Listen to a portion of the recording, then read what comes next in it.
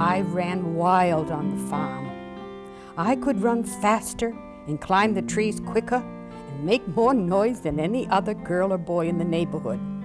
I did not play with rag babies like other children, but always played school. I do not remember when I did not know my letters. I cut the big ones from the heading of the newspapers and followed my mother about the house, asking her what they were. That was before I was 3. I could read fairly well at 4.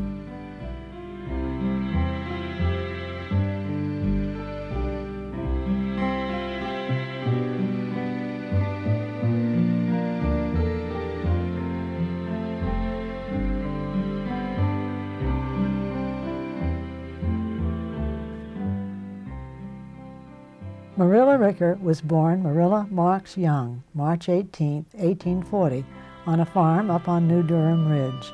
Humble beginnings, and formative too. Being first, being a bit different, became a sort of theme for the girl who would grow up to become New Hampshire's first female lawyer, first female candidate for governor, and was one of the first American women to cast her vote. I remember distinctly a sermon I heard on hell.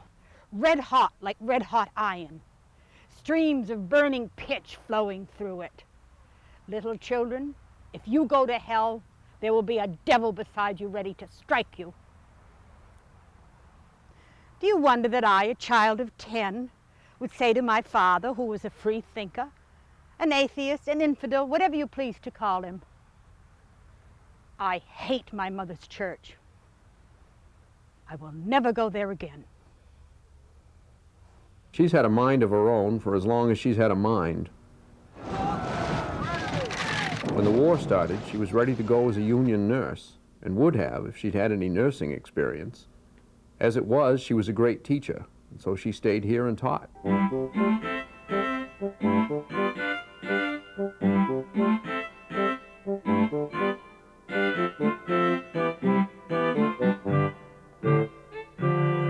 As a teacher in our tiny school in Lee, Mrs. Ricker was enthusiastic, fair, and enjoyed challenging us in ways many teachers did not.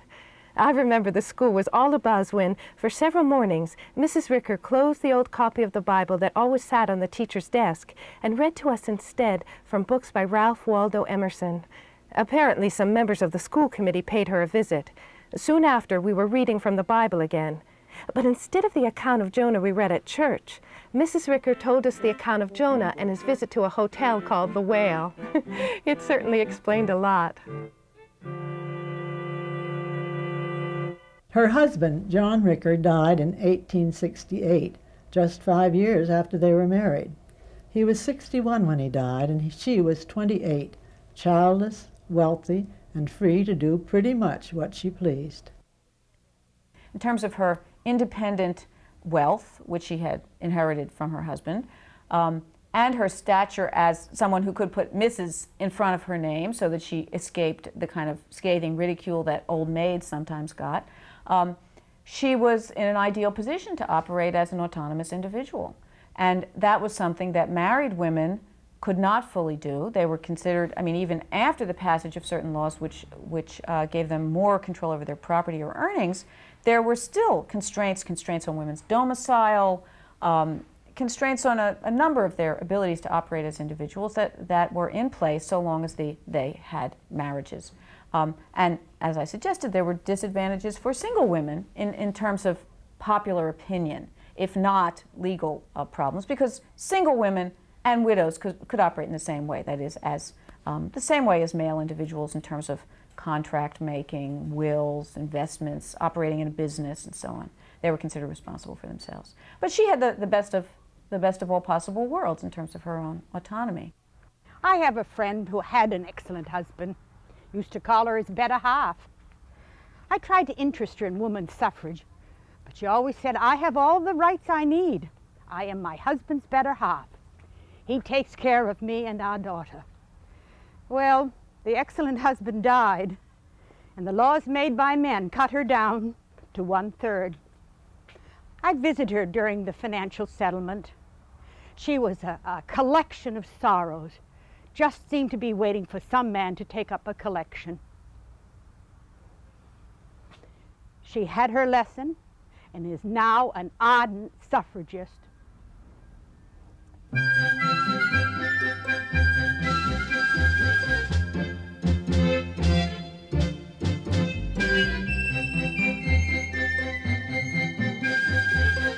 When Marilla first attempted to vote, extended comments were made by the press of the state, some sustaining her, while others were bitter in opposition.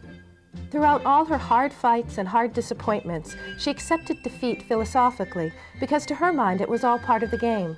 But over and above everything else, she was a strict Republican. First and last and always with her was the success of the Republican Party. No honest man doing a legitimate business need fear a woman's vote. But some men scare easily. If you were to classify Mrs. Ricker's major beliefs, you might rank them thus: free thought, republicanism, and woman's suffrage. One old minister said that if you educate girls, the time would come when the wife, sitting at one end of the table, pouring coffee, would be able to answer all the arguments of her husband sitting at the other end, carving steak. This, he feared, would disrupt the home, abolish the theological universities, and perhaps destroy the Democratic Party. The descendants of this man are not all dead. In many ways, the late 1860s were as turbulent as the late 1960s in terms of social movements, new senses of freedom and aim to accomplish new things for formerly disenfranchised groups. I mean, obviously, blacks who had not been citizens were now citizens, and in the North, anyway, they were given the vote in 1868 or 1869, whenever exactly the 15th Amendment was ratified. Women who had, that small minority of women who had begun to organize before the Civil War, but then had held off during the war in a pledge of loyal unionism, were at it with a vengeance. That now all of the aims that they had, particularly in terms of politics, which had been suppressed, were bursting out. Labor union men, working men were organizing in new ways. The National Labor Union, which was the first, as its title suggests, national organization of working class men, was formed in 1868 or 1869. It was a period of extreme possibility. It was also a period in which there was a lot of commentary about the increased advantages and prerogatives and, well, freedoms may be too strong a word, but certainly opportunities for women, partly because of the deprivations they had suffered during the war, and partly because of the citizenship and nobility they had shown during the war in taking the places of their husbands at home on farms, and going into the federal bureaucracy and taking white-collar jobs, and flowing to the cities and taking up jobs as sewing women and so on. So there was a very clear sense of change in women's roles, in particular in the air in that period of time. The strategy, as it got more conservative toward the end of the century, the strategy was to attract middle-class women and ministers and religious groups, religious organizations of women into the suffrage movement. And of course it did not do any good to have Marilla Ricker around saying the Bible has done no good to women.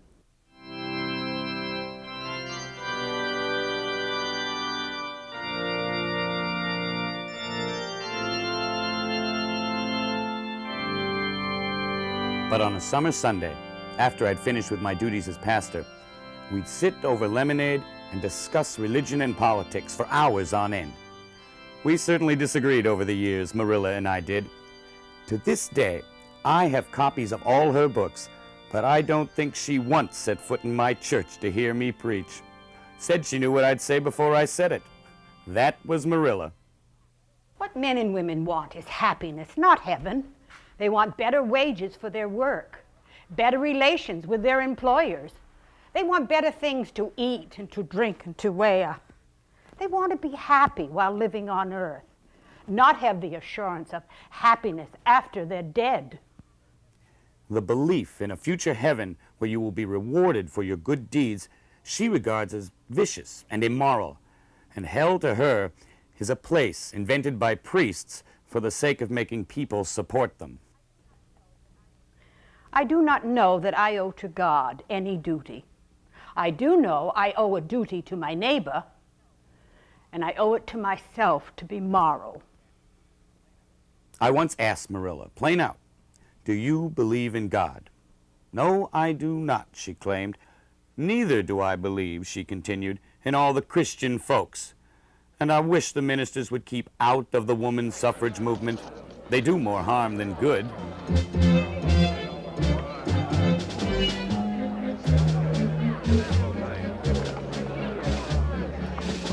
I remember a meeting once when our suffrage sister, Elizabeth Cady Stanton, said, "I know of no other book that so fully teaches the subjection and degradation of women as the Bible." Marilla added, "That God had to come to earth to find a mother for his son reveals the poverty of heaven." No institution in modern civilization has been so tyrannical and so unjust to women as the Christian Church.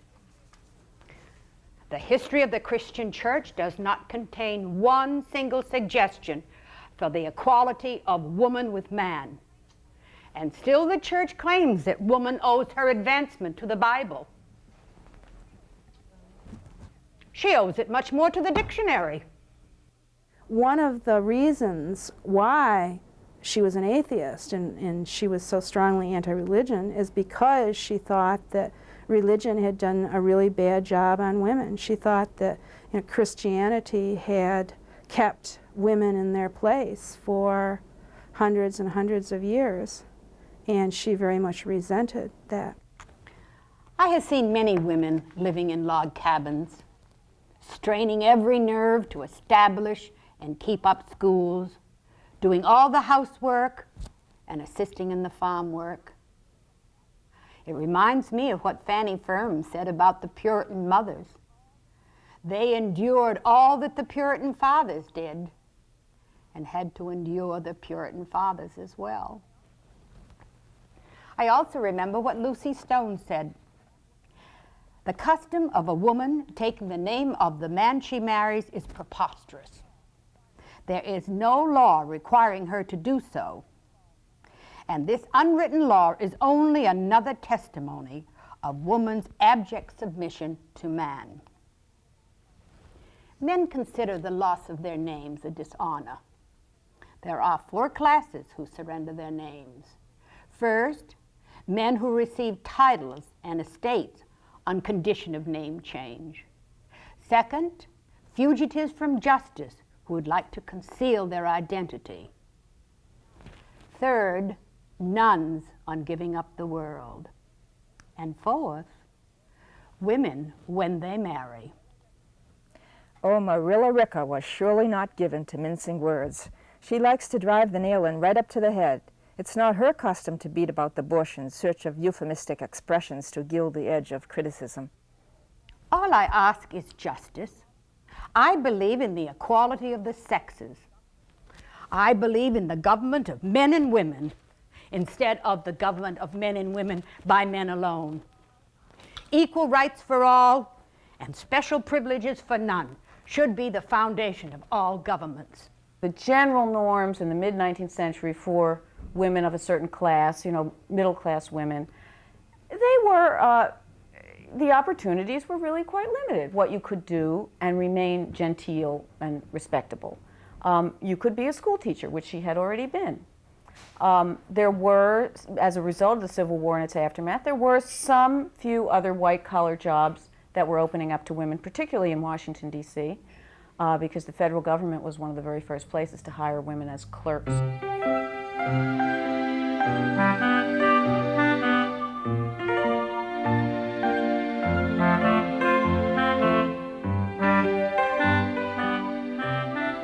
After reading law with myself and Albert G. Riddle, Esquire, Marilla Ricker on May 12, 1881 was admitted to the District of Columbia Bar, having passed the bar examination with the highest grade of all who were admitted at the time. Since she left our office and went to work, her legal efforts have been almost invariably on the side of criminals and the oppressed. We in the legal world have long known her as the prisoner's friend, from her constant habit of visiting jails and prisons, applying for releases and pardons, and supplying prisoners with reading matter, writing material, and other comforts. She was instrumental in having revoked the Poor Convicts Act in Washington, under which some judges would sentence petty offenders to a short jail term, supplemented with a fine which the pauper could not pay, hence extending the jail term indefinitely.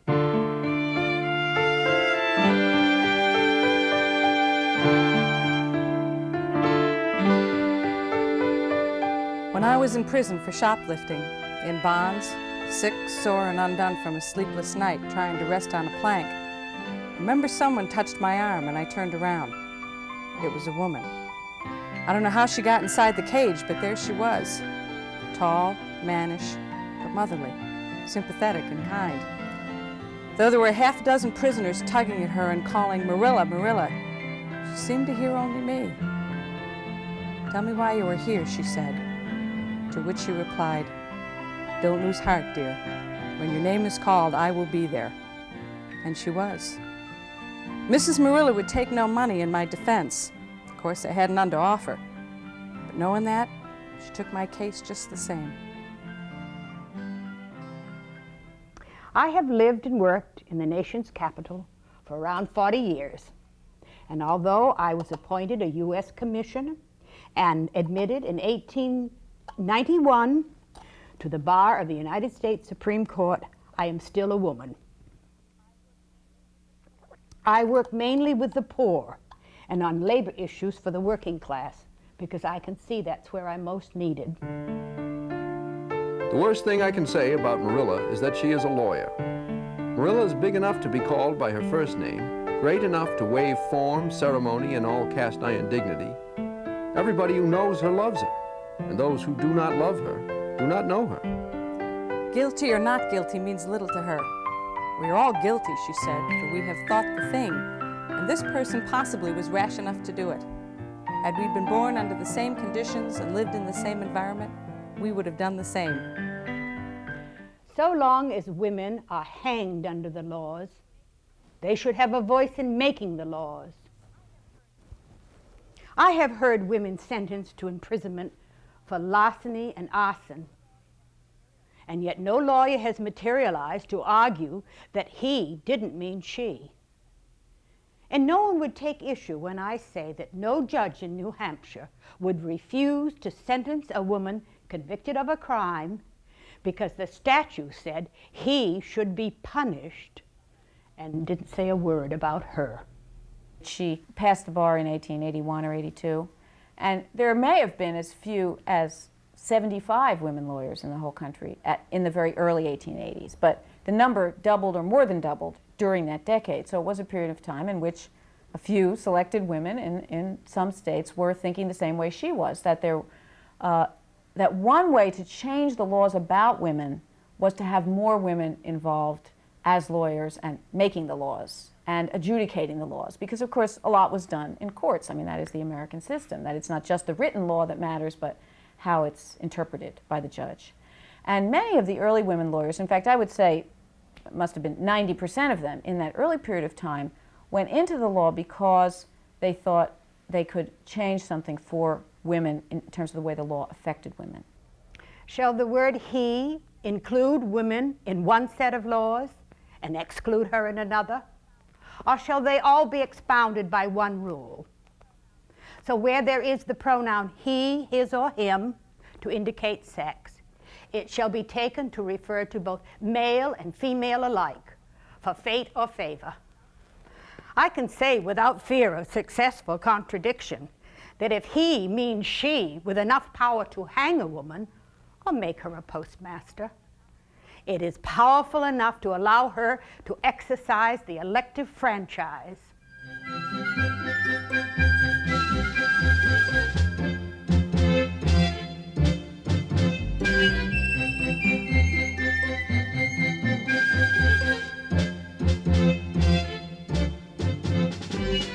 In 1871, the leading suffragists met in New York. We promised one another that on our return to our home states, we would attempt to exercise the right of suffrage. I was a selectman in Dover, and so at the voting booth when Mrs. Ricker offered her vote. We were astonished and demurred. However, the steely Mrs. Ricker had established a precedent. She had gone on record as the first woman to try to vote in New Hampshire. In the following year, she was back again and departed pleasantly enough. And for 30 years afterward, regularly she handed in her straight Republican ballot, always declaring that since women were hanged, confined in the penitentiary, and taxed, they were entitled to the other privileges of a citizen. You might suppose that 30 consecutive refusals of her requests or demands would make Mrs. Ricker an unhappy woman, but she might sit for a picture of a contented woman. That is something worth telling about a woman suffragist who for 30 years has tried to obtain what she sincerely believes are her rights. I appeared before John R. Varney, Charles B. Shepherd, and William H. Vickery, our selectmen, and asked that my name be put on the checklist, saying that I was a tax-paying, law-abiding citizen and wished to vote, and handed them a printed argument on the subject which I considered unanswerable and still do. But they thought otherwise, for when I appeared at the polls 3 days later, my name was not on the checklist. Many fine men fail to see things in their true light.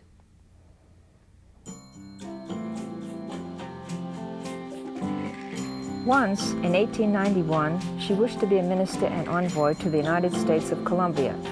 She was fluent in foreign languages, she was a lawyer, she was a student of politics and diplomacy, and she was an active stump speaker for the Republican Party. She eliminated from all consideration the simple fact that she was a woman and therefore, from the point of view of tradition, and ineligible. Of course, President McKinley nominated somebody else. I received a letter in response to my application to the Colombian ambassadorship. The letter was addressed to Marilla Ricker, Esquire, and the salutation said, "Dear Sir."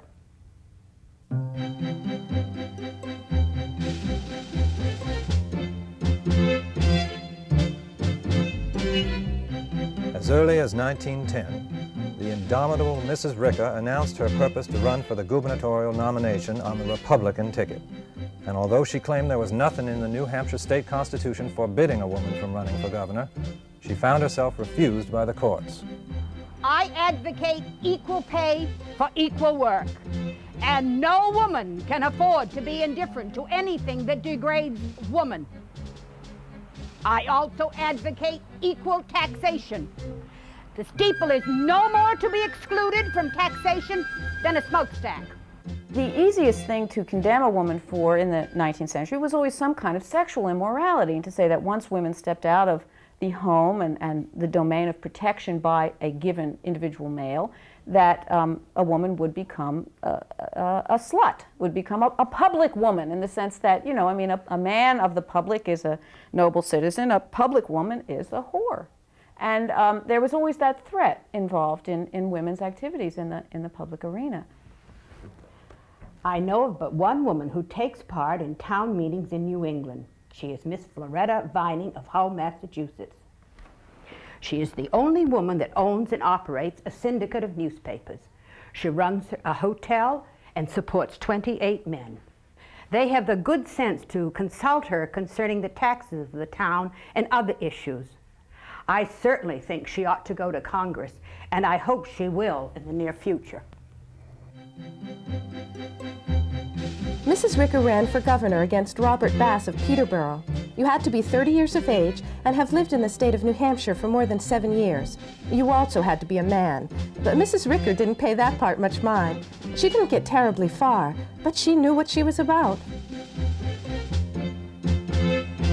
My run for the governor was a little bit like running in place, though I suppose not entirely. The Secretary of State, Ed Pearson, ruled that there was no place on the ballot for a woman. He shored up his argument by saying that his opinion was based on the advice of the Attorney General. The Boston Globe made good fun of her run for governor, but the Portsmouth Times, I am proud to recall, observed that Mrs. Ricker could fill the governor's chair with credit to herself and her state. Marilla is no joke. I attended my first women's suffrage convention in Washington, D.C. in January of 1869.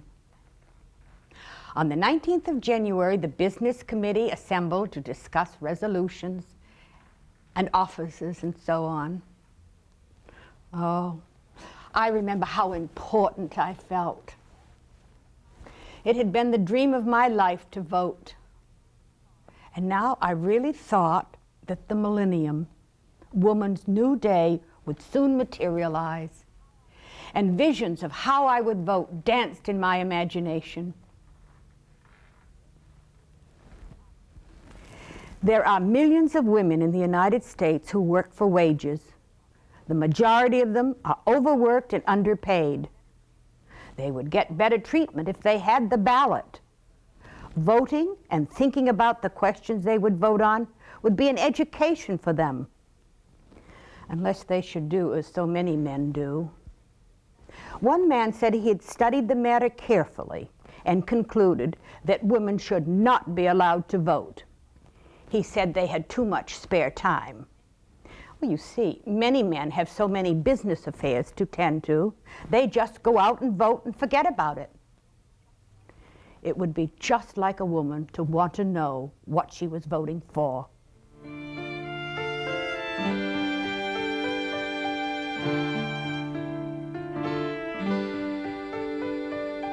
You know, she got to see it. We got the franchise that summer, I think it was the summer that Congress passed the amendment, and she died in November. I guess she figured her work was done. I think she figured wrong, but that's another story, isn't it?